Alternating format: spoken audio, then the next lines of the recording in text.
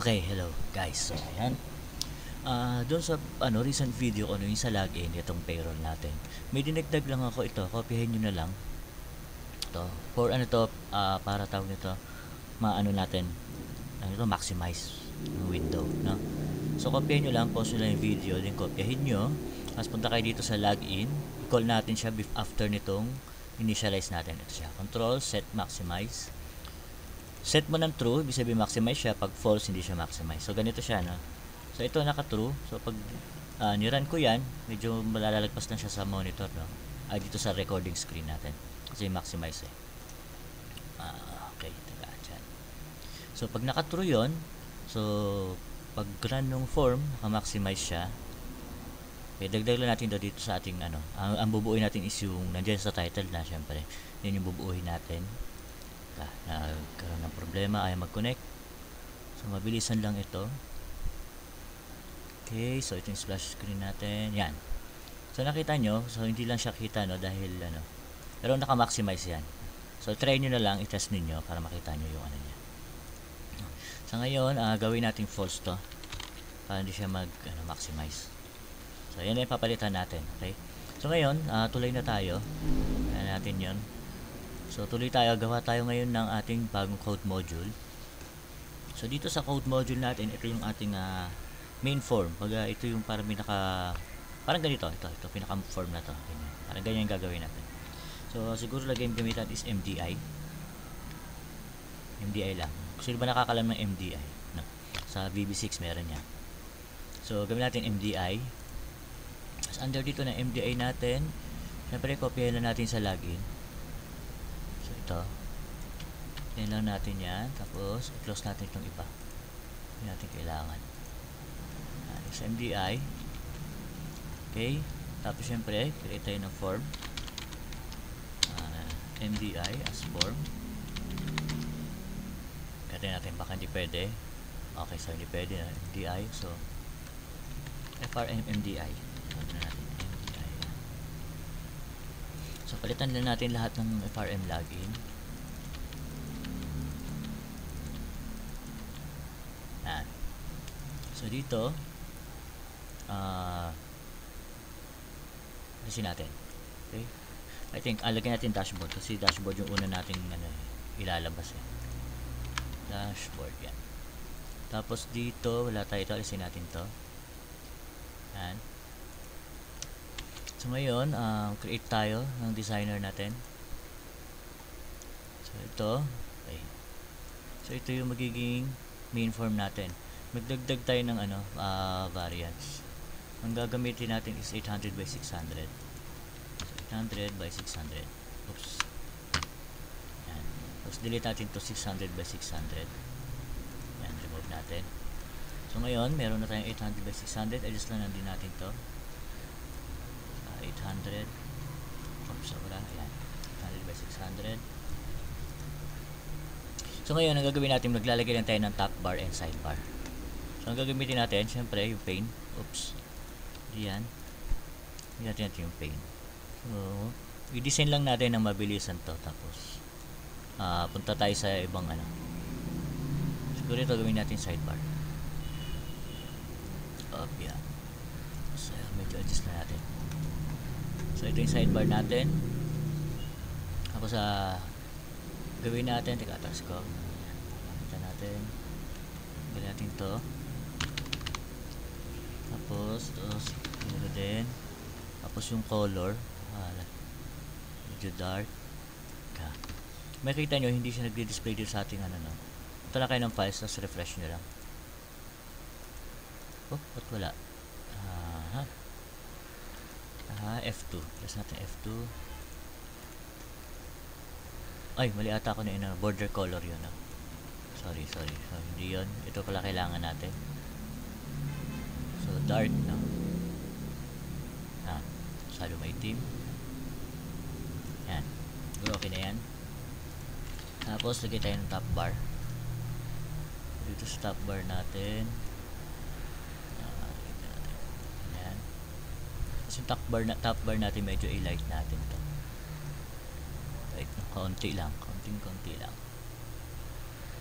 Yan. So, ganyan lang. Okay? Ito, yan. So, ganyan lang yung gawin natin muna. Ito yung magiging pinaka main form natin, yung MDI form natin. Yan. Pag meron tayo yan, code lang natin. So, panel1.set top bottom gamit natin. So, 0 deep, tapos 100% white.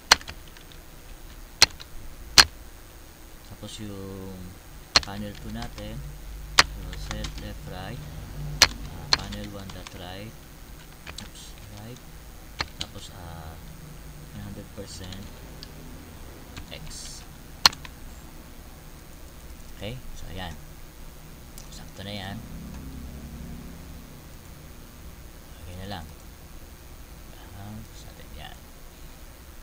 So meron na tayo nito ngayon, yung form natin. Hindi mo na natin siguro lagyan ng design masyado, no? Kasi kailangan lang natin gawin yung ano eh. Hindi ko kasi alam kung paano ko gagawin, no?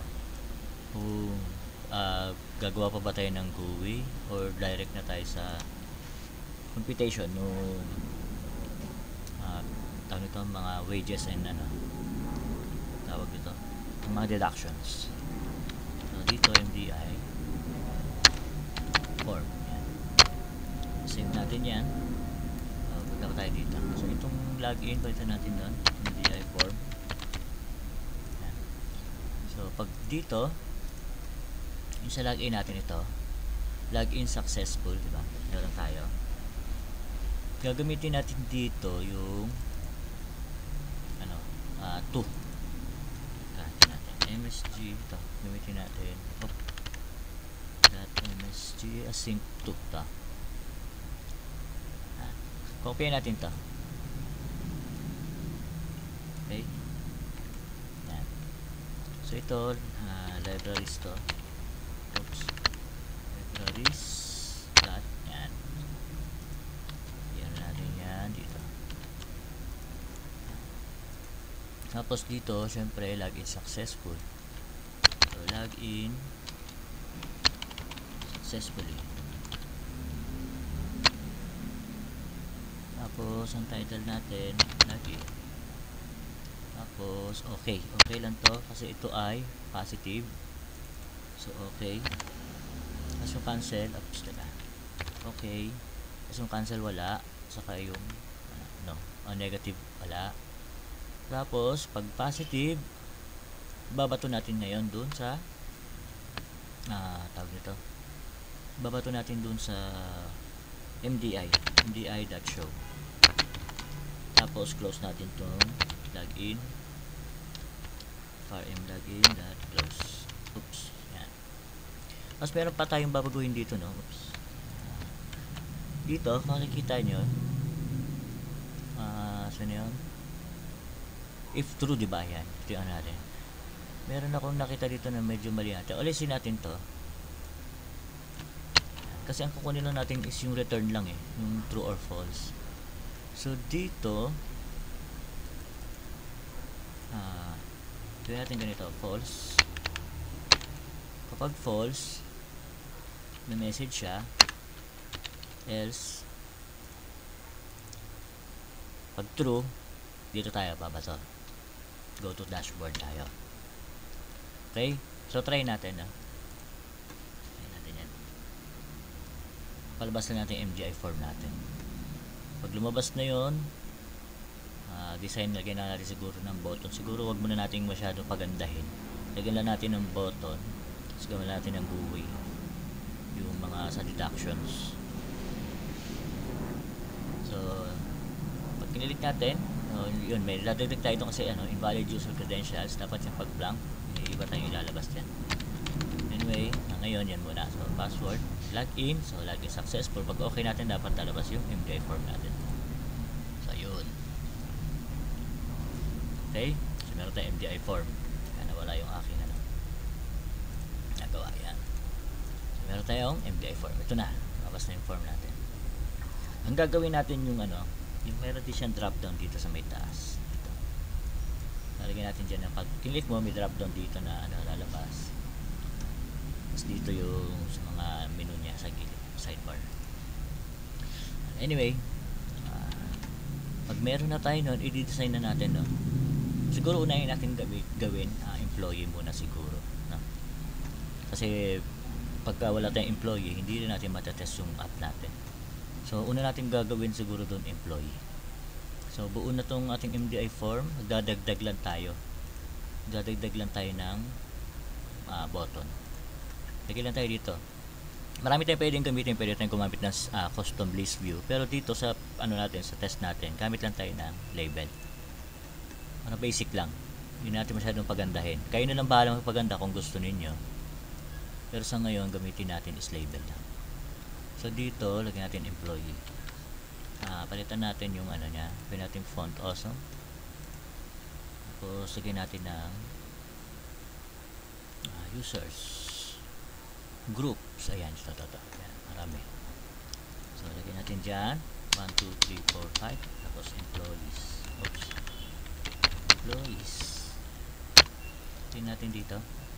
So yun, doon siya. So yung natin, yung text natin is naka-center.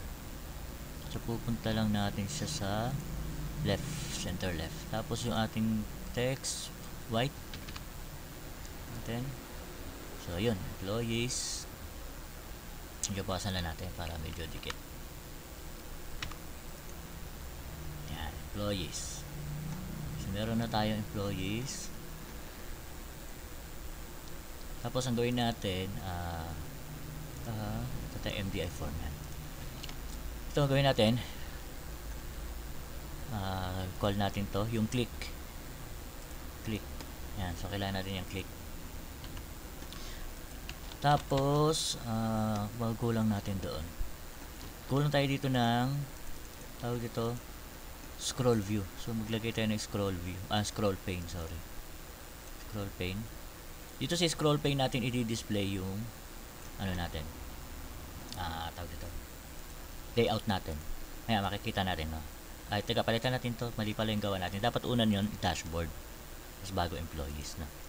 So copy natin to, tapos lagyan natin dito ulit natin. Ayan. Tapos dito palitan natin to ng dashboard. So tachometer, hanapin natin ito. Tapos palitan natin yan, tapos dito ay dashboard. Hanapin natin, so dashboard and then employees. Siguro medyo natin, tingnan natin kung okay. Baka masyadong maluwag kasi yung kaya siguro, no, hindi naman masyadong or liitan natin yung niya, yung font size. Ayan, gawin natin 12 natin. Ayan, okay na siguro yan. So ganyan lang, medyo adjust lang natin to kasi masyadong maluwag lang. Pwede naman natin ano ba nangyari, pwede natin i-adjust na lang yan kung sakaling hindi magkakasya yung iba. So ngayon pwede yung ganyan. Tapos ito i-code natin yung scroll pane natin. So scroll pane dot set left right natin, siyempre panel 1 dot right, tapos 100% X. Tapos yung natin, setup natin, syempre panel 2 dot bottom, tapos 100% white. Yan.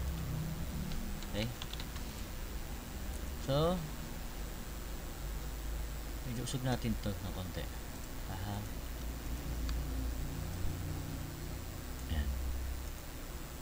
Hindi siya masyadong sagad doon. Okay, so try natin kung okay na. Success.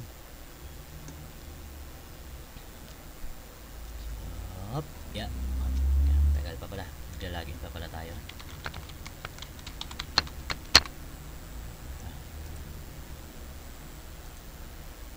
So yan, meron na tayo. Okay, hindi lang natin mapalaki. Hindi naman natin yung resize. Okay, so dashboard and employees. I think meron akong nakitang mas okay. Teka, balik natin to. Ito yung nagpapatagal din talaga pag magde-develop ka. Yung GUI.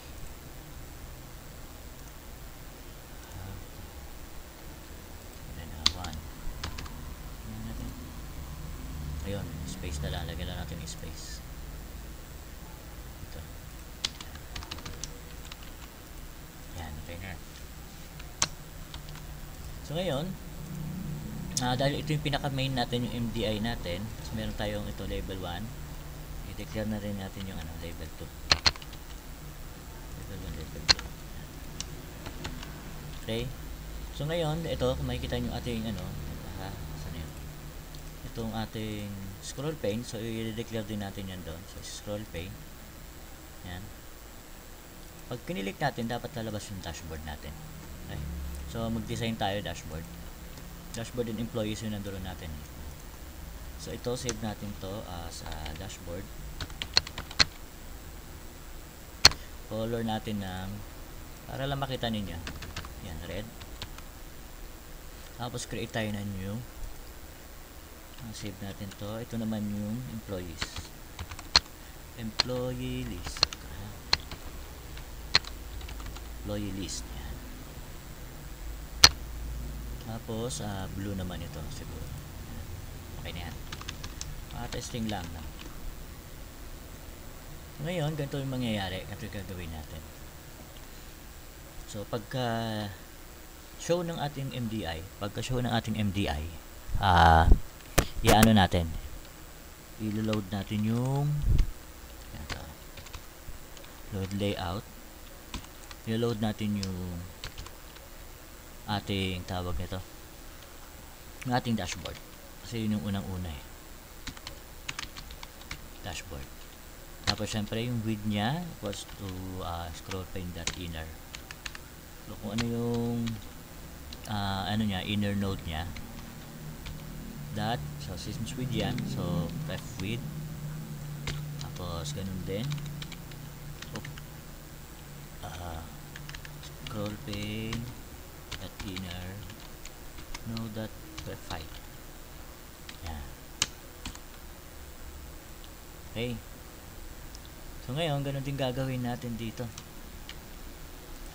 Ganyan natin, kasi ito yung natin, employees, no? Employee list, if I'm not mistaken, no? Employee list. Yan, so try natin. Medyo matagal-tagal lang, mabagal lang yung natin so yan, yan natin, splash screen, and then kada pala natin ito, kada test magta-type ako. Gawin natin, ilagay na natin yung laman yan. Yun, meron tayong error. So ang error dito ay first be initialized, no? So since yung scroll pane, so ito MDI form, tingnan natin kung saan yung error. So dito, so yung scroll pane natin nasa MDI form ba? Double check natin. Nasa MDI form. Kaya nandoon yung natin. Double check lang natin ha. Root pane, load layout, show.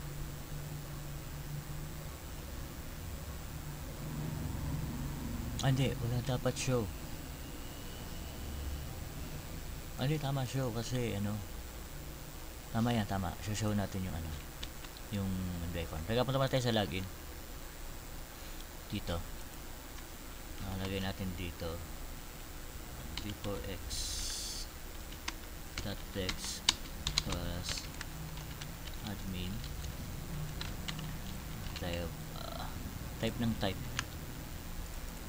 Type tayo na nagta-type dun Yan. So check natin ulit.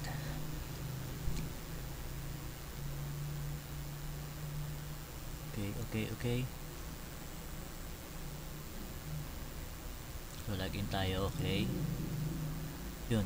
meron tayo doong error since this is NDI ito, tama naman tayo. NDI form na load nya na. Ang hindi niya makita ay yung ating ito hindi makita. Okay, so check ko lang, pause ko muna, tapos balik ako para mabilis kasi 20 minutes na. Okay, so nakita ko rin yung mali na dito sa scroll pane. Hindi siya dapat .inner node, so pref width lang saka pref height. So yun lang yung natin. So try natin i-run.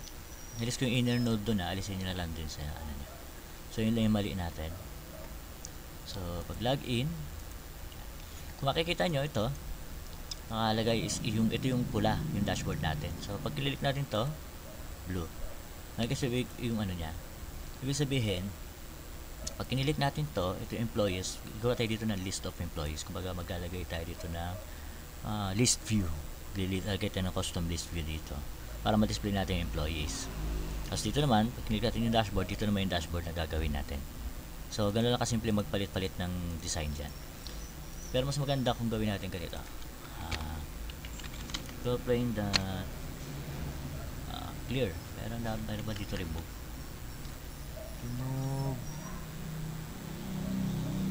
Ito ata eh. Okay natin na. Pwede kasi yung ganito. Baka kasi remove. Yan. Nandiyan natin inner mode. Tapos magkamali na naman tayo. So try natin. 22 minutes na. Haba na naman ang ating tutorial. Okay.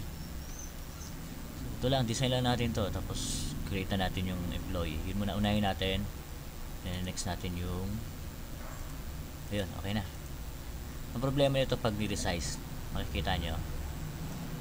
Yan. Naiiwan siya. So idadagdag natin ngayon yun. So punta tayo dito sa ating MDI. Tapos ito natin yung resize. Hanapin nyo lang yung resize. Ito